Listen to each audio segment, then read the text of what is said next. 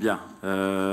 J'ai la redoutable tâche en 10 minutes de répondre aux interpellations. Je voulais juste dire que, en premier lieu, la lecture de cet ouvrage que je vous recommande vivement nous interpelle, enfin moi, m'a interpellé personnellement de manière très forte sur... alors, on ne va pas réduire ça à la production de la ville en macrolo, mais sur ces questions qu'on a pu aborder d'ailleurs au Club Ville Aménagement ici et là, mais on s'aperçoit que, comme M. Jourdain, on fait tous des macrolos dans nos coins sans qu'on s'en soit réellement parlé. Je voulais démarrer page 43, non pas simplement pour dire que j'avais lu le livre, mais page 43, Jacques Lucan rappelle la phrase de Jacques Porzancart, Christian Porzancart, en disant, je le souligne, hein, c'est très bref, la ville de l'âge 3, en revanche, part de l'hypothèse que des situations dans lesquelles nous sommes amenés à construire sont toutes particulières, toutes déjà construites, donc toutes déjà foncièrement hétérogènes. Dans cette situation, il faudra travailler avec le contexte, avec une poétique des contrastes, des oppositions et non pas des imitations. Je rajouterai l'histoire. Il est clair, on avait échangé avec Jacques Lucan, que évidemment, chaque aménageur va mettre en avant la situation particulière de son projet et qui aurait nécessité soit de subir ou soit d'initier une stratégie pour fabriquer la ville à la base de macrolo. Si je fais l'incise, et ce sera la seule que je ferai sur Lyon Confluence, puisqu'elle a été analysée. Alors, on reviendra là-dessus. Je m'inscris assez en faux sur le fait qu'on soit une exception. Je ne voudrais pas qu'on soit une exception, mais au contraire, les rôles qui nous sont assignés, en tout cas par la puissance publique, c'est qu'on soit reproductible déjà à l'échelle de l'agglo, modestement, et puis et ailleurs. Donc, je ne voudrais pas qu'on soit une exception, en tout cas, on l'est perçu comme ça. Je rappelle que cette stratégie délibérée de Macrolo, ici au-delà du premier plan sur les enseignements qu'on tire de la phase 1, donc on avait initié avec Greyter et Desvignes, répondait pour le cas de Lyon Confluence à une historicité, je renvoie à l'histoire, particulière. C'est un site qui n'existe pas au XVIIIe siècle. Perrache le crée, Remblai crée ses 150 hectares, et c'est encore à l'époque en compétition avec le plan Morand à l'est de Lyon, et c'est encore un site qui n'existe peu ou prou dans la tête des Lyonnais. Je déplore toujours que mon père et ma mère ne soient jamais venus à la Confluence.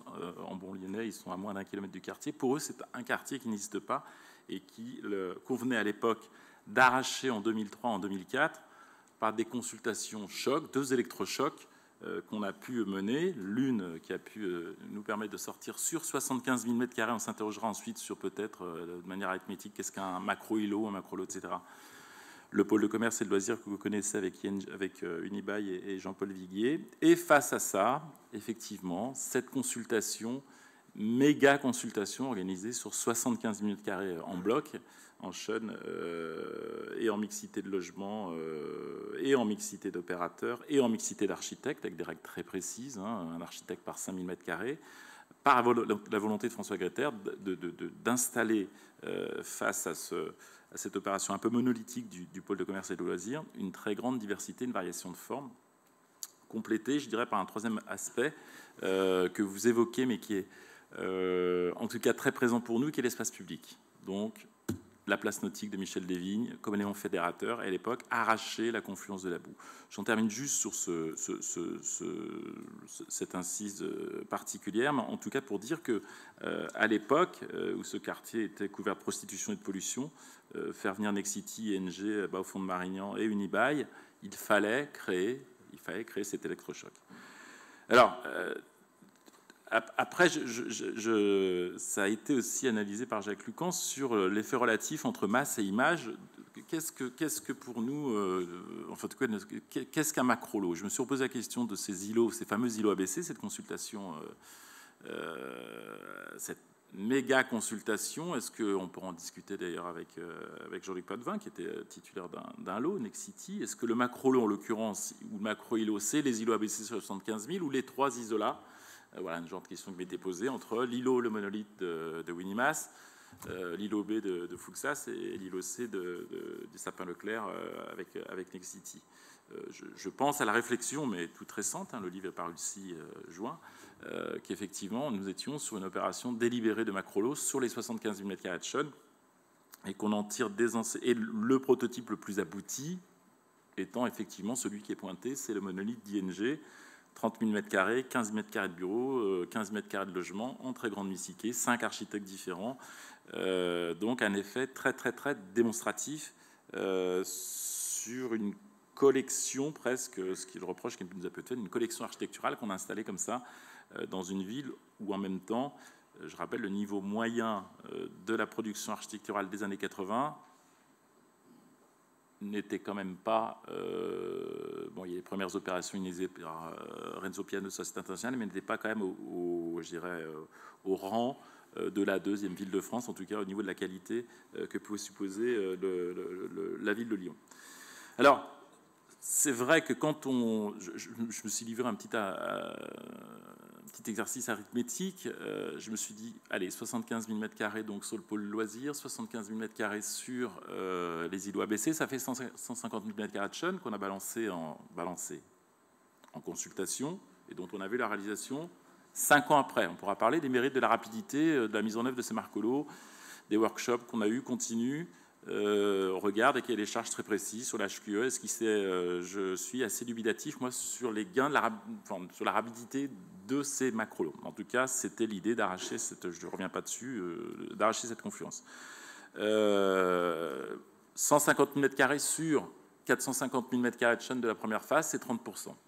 C'est 30%, donc ça veut dire, j'allais paraphraser notre célèbre philosophe Jean Carmet, 30% des accidents sont dus à l'alcool, ça veut dire que 70% des accidents routiers le sont par des buveurs d'eau. Oui, 70% du reste de la phase 1 a été constitué par suite d'îlots plus traditionnels. Nous sommes partis sur des consultations plus traditionnelles avec des îlots plus maîtrisés, de l'ordre de 6 à 10 000 m² de Sean, et à subrelativiser encore, en tout cas pour l'agglomération lyonnaise, sur le fait que la collectivité maîtrise à travers ses actes environ 20% de l'urbanisation de l'agglomération lyonnaise, et que 80% aujourd'hui se construit dans le diffus, et que là on échappe totalement alors aux questions presque métaphysiques de la parcelle, du macrolot, et puisque la ville se constitue sur les opportunités qu'on connaît tous. Ce n'est pas le cas partout, hein. Montpellier est presque un gigantesque PAS, on avait vu Helsinki aussi qui était complètement encadré, donc il y a des agglomérations qui sont, en tout cas Lyon c'est la moyenne qu'on a, c'est 20% moyenne qui est contrôlée entre les actes publics et privés par la collectivité. La deuxième chose, c'est ce qui me... et donc la dérive, pour moi, qui est peut-être aussi à souligner dans les craintes qu'on pourrait avoir sur la fabrication de ces macrolots, c'est de se dire, en tout cas pour un aménageur, une collectivité qui confie à un aménageur public ou privé la réalisation d'un projet urbain stratégique, si le macrolot représente 80% du projet urbain, à mon sens, on est dans une dérive potentielle d'un asservissement de ce projet urbain à un conseil d'administration ou d'actionnaires. On pourra citer des logiques commerciales. On a un pôle de loisirs et de commerce très puissant sur le quartier. On a bien vu les logiques d'affrontement qu'on avait sur la constitution et la qualité de vie qu'on entendait donner au quartier, et les logiques tout à fait pures et dures et capitalistiques, on va dire, du fonctionnement d'un pôle de commerce et de loisirs qui, par nécessité, raisonnait sur l'enfermement du consommateur à l'intérieur d'un pôle qu'on essore financièrement et qu'on sort surtout pas du quartier. Donc là aussi, à gérer ces équilibres sur, je dirais, quand on constitue des macrolots, du bon usage du macrolot, soit pour des raisons historiques, soit pour des raisons stratégiques. Je pense que si ça a été souligné, ça suppose tu me diras Ariel hein, quand je dépasse, mais des règles très précises, en tout cas qu'on sait, nous, appliquer à employer sur la confluence, mais ailleurs. C'est-à-dire que c'est dit dans le livre de Jacques, de manière très ferme, ça a complètement révolutionné pour nous le rôle d'architecte coordonnateur. On avait avant des architectes de ZAC, qui faisait un plan masse, un cahier des charges, parfois quelques fiches de l'eau, et ça généralisait systématiquement la fiche de l'eau de manière beaucoup plus fine que les quelques indications qui, je disais, bon, je parle après les PAS, hein, mais se contentaient de transcrire le PLU avec quelques règles morphologiques, etc. Là, on a, et c'est vrai que quand nous, on a aussi benchmarké, notamment CEMAPA, ce rôle d'architecte coordinateur de l'eau sous la tutelle de l'architecte de ZAC prend une importance tout à fait singulière dans la réalisation de ces îlots et devient tout à fait indispensable si l'on entend contrôler dans une relation qui est triple entre l'opérateur privé, l'aménageur et l'architecte coordonnateur, la bonne réalisation de cet îlot et garantir à la collectivité qu'elle n'aura pas effectivement une succession d'objets, mais que c'est bien à travers des systèmes d'ateliers, je suis d'accord, ces ateliers, ces workshops, on en est tous saturés, et en même temps c'est un mode de travail qui a changé aujourd'hui, un dialogue permanent pour qu'on puisse arriver à construire quelque chose qui soit cohérent, désirable, j'allais dire durable, c'est évident, encore que les questions qui sont posées là-dessus sont notamment sur la durabilité des îlots, sont importantes. Moi, sur le deuxième point, c'est sur les enseignements, les avantages qui sont pointés, ils sont indiscutables, c'est-à-dire, même si la mutualisation devient une espèce de tarte à la crème, elle est, pour ce qu'on a pu constater, nous, on a revisité, enfin, avec Nova Press, la réalisation des 75 000 m² des îlots ABC, avec un travail assez rigoureux d'interview des différents maîtres d'ouvrage, publics, privés, sur la mutualisation de stationnement, sur la mutualisation en termes de haute qualité environnementale, quand on mixe des bureaux et des logements. On sait aujourd'hui ce que ça peut produire de manière très forte sur les échanges entre les différents bâtiments, sur la conception aussi et la composition urbaine. C'est pas tout à fait le débat, c'est évoqué à un moment donné dans le livre sur les nouvelles règles qu'on s'impose, notamment en termes de matière de confort de logement. On va revenir je raccourcis un peu. Donc revenir à des bâtiments effectivement de 20 mètres d'épaisse, c'est le Moyen-Âge. Aujourd'hui, nous, on est sur des règles d'ensoleillement de 2 heures minimum le 21 décembre pour les logements. Je dirais que la sculpture, la fragmentation des îlots n'est pas simplement le fruit d'une réflexion qui viserait à produire une architecture diversifiée, mais prend en compte aussi ces notions de confort du logement, 80% de logements traversants, la ventilation nocturne, je ne vais pas vous faire la panoplie de la HQE, et l'ensoleillement des logements. On peut aussi s'interroger sur la capacité à, ce qui n'est pas naturel du tout, à forcer cette mixité dans certains cas aussi, non pas par dogme, mais par pragmatisme. On est au bord d'une autoroute, par exemple, qui est amenée à disparaître. Donc qu'est-ce qu'on va produire comme urbanité le long de cette autoroute? On sait qu'à 10 ans, elle n'est plus là. On se contente de faire une barrière de bureaux ou on superpose des bureaux et des logements. Et là, on est très nettement confronté à une frilosité générale des opérateurs. Des bailleurs sociaux au premier rang, mais pas seulement, évidemment, qui détestent être mélangés par nature. Les promoteurs, d'une certaine manière, mais pas tant les promoteurs, c'est surtout le tertiaire. Ça a été pointé sur l'îlot B3. Le tertiaire, on sait que c'est l'investisseur qui a horreur, je veux être liquide à 5 ans, à 7 ans, et a horreur d'être dans une copropriété, une ASL, un volume, et souhaite absolument avoir son bâtiment de son côté, tout seul, etc. La mutualisation, dans des secteurs très attractifs, d'hyper-centre-ville, permet ça.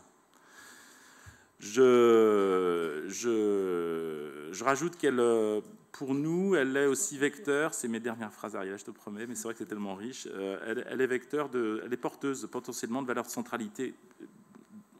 On est d'accord sur un hypercentre, je prends l'exemple lyonnais, et de ville active, et donc d'éviter ces fameuses zones grises, qu'elles soient résidentielles pures ou de tertiaire pure, c'est-à-dire que c'est une ville qui vit le week-end, les semaines, pendant les congés, et non pas une succession d'îlots qui sont purement mono-affectation.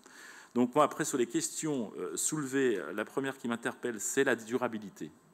C'est vrai que dans un passé antérieur, j'ai démoli des bars de logements pour en construire d'autres. On se dit qu'avec les montages dantesques qu'on fabrique sur ces îlots, donc copropriété superposée des volumes, des parcelles avec des ASL qui gèrent les équipements communs, quand il s'agira de détricoter éventuellement ces ensembles qui auront peut-être été jugés obsolètes dans 30 ans, on a une vraie question devant nous. La deuxième question, c'est le zoo d'architecte. C'est très bien pointé, j'appelle ça le zoo d'architecte, puisque lorsque nous sommes allés interroger Herzog et de Meuron sur la capacité et leur volonté à éventuellement être urbaniste de cet architecte de la deuxième phase de la ZAC, c'est le reproche qui nous a été fait quelque part en disant attention,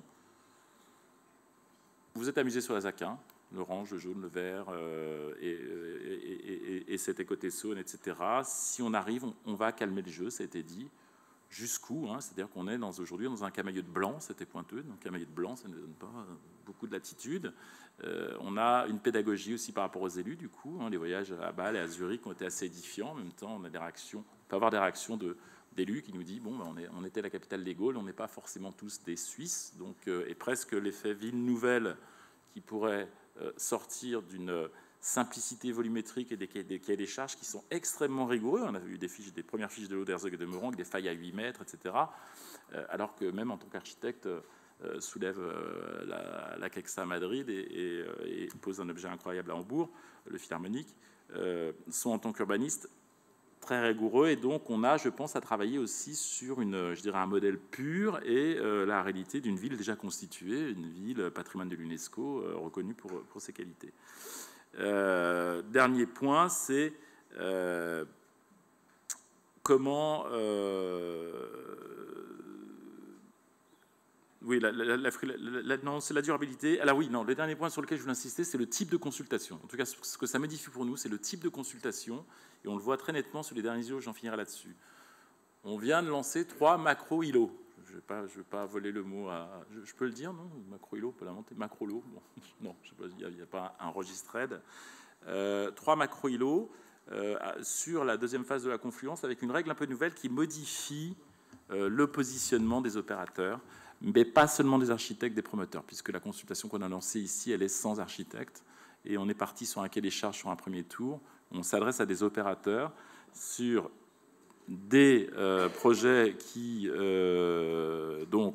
sont programmatiques et des intentions.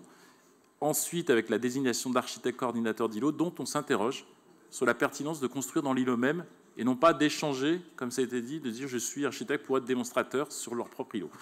Donc ça, c'est les choses qu'on est en train de réfléchir aujourd'hui sur la phase 2 de la confluence, et qui remet quelque part, puisque moi je pense que le seul fondamental qu'on a, c'est que le privé a toujours été présent dans les ZAC. Je ne pense pas que ça... la ZAC, c'est le creuset de l'alias, c'est toujours le privé qui a fabriqué la ville. Il prend un peu plus de puissance au travers des VFA. Moi, ça ne me défrise pas, ça défrise pas les bailleurs si les conditions sont bien respectées. Par contre, avec ce type de consultation-là, on remet vraiment, je trouve, le promoteur dans son métier d'origine, plutôt que les consultations plus classiques. On mettait en compétition opérateur-concepteur et on choisissait une image d'un aménageur, enfin d'un opérateur privé associé à un architecte, une charge foncière. Bon, nous, on avait éliminé le critère de la charge foncière parce qu'elle était bloquée, mais qui pouvait donner lieu à des choix peut-être pas optimum. Donc d'abord le promoteur, puis ensuite la constitution d'une équipe de concepteurs avec un architecte coordonnateur et des systèmes de workshop pour arriver à finaliser l'îlot. C'est là où la rapidité n'est peut-être pas au rendez-vous. Voilà, j'en terminerai là-dessus.